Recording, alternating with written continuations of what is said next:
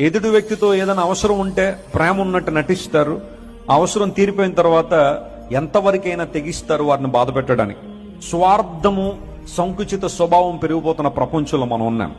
ఒక చిన్న నింద నీ మీద పడగానే, ఒక చిన్న ఒంటరితనం గుండా నువ్వు వెళ్లాల్సి వచ్చినప్పుడు, లేదా ప్రజలు నేను రిజెక్ట్ చేసినప్పుడు, నీకు క్యాలిబర్ని, నీ ఓడ్ని తక్కువ చేసి మాట్లాడినప్పుడు ఎందుకు కృంగిపోతున్నావు?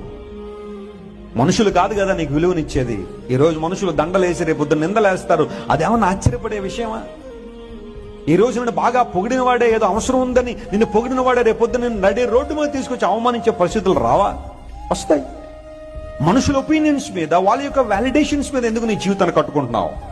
Trust God.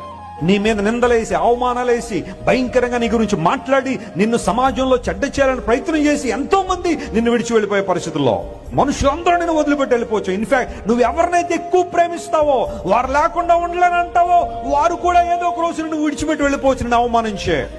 But God will never leave you. దేవుడు ఎప్పుడు నిన్ను వదిలిపెట్టాడు. ఆయన